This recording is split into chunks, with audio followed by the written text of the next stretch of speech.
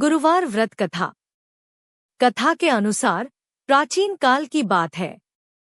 किसी राज्य में एक बड़ा प्रतापी और दानी राजा राज करता था।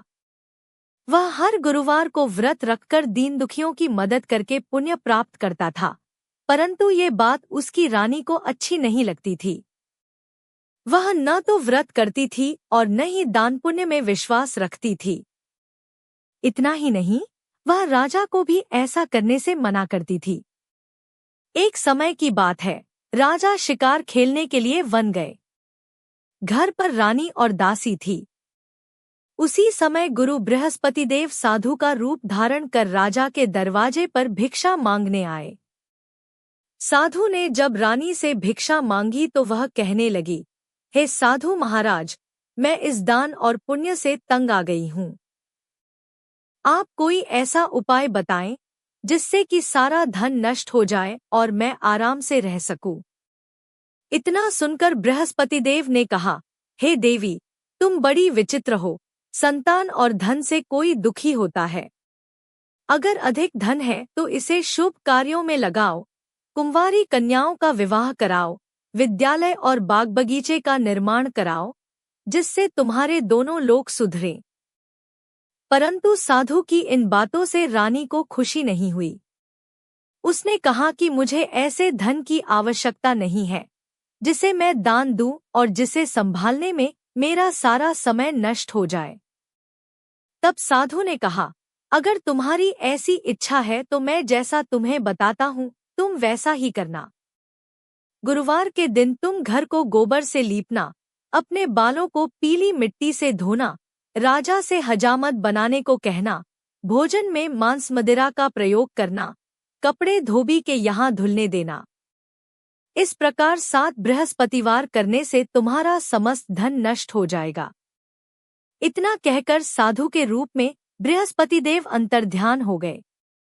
साधु के अनुसार कई बातों को पूरा करते हुए रानी को केवल 3 बृहस्पतिवार ही बीते थे कि उसकी समस्त धन संपत्ति नष्ट हो गई। भोजन के लिए राजा का परिवार तरसने लगा। तब एक दिन राजा ने रानी से बोला कि हे रानी, तुम यहीं रहो, मैं दूसरे देश को जाता हूँ, क्योंकि यहाँ पर सभी लोग मुझे जानते हैं, इसलिए मैं कोई छोटा कार्य नहीं कर सकता। ऐसा कहकर राजा दूसरे देश चला गया। वहाँ वह जंगल से लकड़ी काट कर लाता और शहर में बेचता। इस तरह वह अपना जीवन व्यतीत करने लगा। इधर राजा के परदेश जाते ही रानी और दासी दुखी रहने लगी। एक बार जब रानी और दासी को 7 दिन तक बिना भोजन के रहना पड़ा, तो रानी ने अपनी दासी से कहा, हे दासी, पास ही के नगर में मेरी बहन रहती है। वह बड़ी धनवान है। तू उसके पास जा और कुछ ले आ, ताकि थोड़ी बहुत गुजर-बसर हो जाए। दासी रानी की बहन के पास गई। उस दिन गुरुवार था और रानी की बहन उस समय बृहस्पतिवार व्रत की कथा सुन रही थी। दासी ने रानी की बहन को अपनी रानी का संदेश दिया, लेकिन रानी की बड़ी बहन ने कोई उत्तर नहीं दिया। जब दासी को रानी की बहन से कोई उत्तर नहीं मिला तो वह बहुत दुखी हुई और उसे क्रोध भी आया। दासी ने वापस आकर रानी को सारी बात बता दी। ये सुनकर रानी ने अपने भाग्य को कोसा।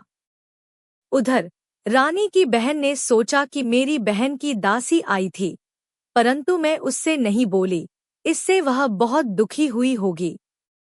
कथा सुनकर और पूजा समाप्त करके वह अपनी बहन के घर आई और कहने लगी, हे बहन, मैं बृहस्पतिवार का व्रत कर रही थी।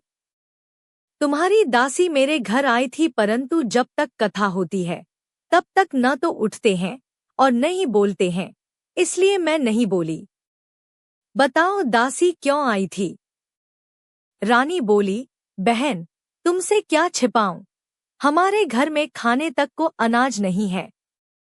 ऐसा कहते कहते रानी की आंखें भर आई। उसने दासी समेत पिछले 7 दिनों से भूखे रहने की पूरी बात अपनी बहन को बता दी। रानी की बहन बोली, देखो बहन, भगवान बृहस्पति देव सबकी मनोकामना को पूर्ण करते हैं। देखो, शायद तुम्हारे घर में अनाज रखा हो। पहले तो रानी को विश्वास नहीं हुआ, पर बहन के आग्रह करने पर उसने अपनी दासी को अंदर भेजा तो उसे सचमुच अनाज से भरा एक घड़ा मिल गया। ये देखकर दासी को बड़ी हैरानी हुई। दासी रानी से कहने लगी, हे रानी, जब हमको भोजन नहीं मिलता तो हम व्रत ही तो करते हैं, इसलिए क्यों न इनसे व्रत और कथा की विधि पूछ ली जाए ताकि हम भी व्रत कर सकें। तब रानी ने अपनी बहन से बृहस्पतिवार व्रत के बारे में पूछा। उसकी बहन ने बताया, बृहस्पतिवार के व्रत में चने की दाल और मुनक्का केले की जड़ में अर्पित करें तथा दीपक जलाएं, व्रत कथा सुने और पीला भोजन ही करें। इससे बृहस्पति देव और भगवान विष्णु प्रसन्न होते हैं। व्रत और पूजा की विधि बताकर रानी की बहन अपने घर को लौट गई। 7 दिन के बाद जब गुरुवार आया तो रानी और दासी ने व्रत रखा। वह घुड़साल में जाकर चना और गुड़ लेकर आईं। फिर उससे केले की जड़ तथा विष्णु भगवान की पूजा की। अब पीला भोजन की चिंता को लेकर दोनों बहुत दुखी हुईं। चूंकि उन्होंने व्रत रखा था इसलिए बृहस्पति देव उनसे प्रसन्न थे। वह एक साधारण व्यक्ति का रूप धारण कर 2 थालों में पीला भोजन दासी को दे गए। भोजन पाकर दासी प्रसन्न हुई और फिर रानी के साथ मिलकर भोजन ग्रहण किया। उसके बाद वह सभी गुरुवार को व्रत और पूजा करने लगी। बृहस्पति देव की कृपा से उनके पास फिर से धन संपत्ति आ गई, परंतु रानी फिर से पहले की तरह आलस्य करने लगी। तब दासी बोली, देखो रानी, तुम पहले भी इस प्रकार आलस्य करती थी। तुम्हें धन रखने में कष्ट होता था, इस कारण सभी धन नष्ट हो गया, और अब जब देव बृहस्पति की कृपा से धन मिला है तो तुम्हें फिर से आलस्य होने लगा है। रानी को समझाते हुए दासी कहती है कि बड़ी मुसीबतों के बाद हमने ये धन पाया है, इसलिए हमें दान पुण्य करना चाहिए, भूखों को भोजन कराना चाहिए और धन को शुभ कार्यों में खर्च करना चाहिए। इससे तुम्हारे कुल का यश बढ़ेगा, स्वर्ग की प्राप्ति होगी और पितृ प्रसन्न होंगे। दासी की बात मानकर रानी अपना धन शुभ कार्यों में खर्च करने लगी। इससे पूरे नगर में उसका यश बढ़ने लगा। बृहस्पतिवार व्रत कथा के बाद श्रद्धा के साथ आरती की जानी चाहिए।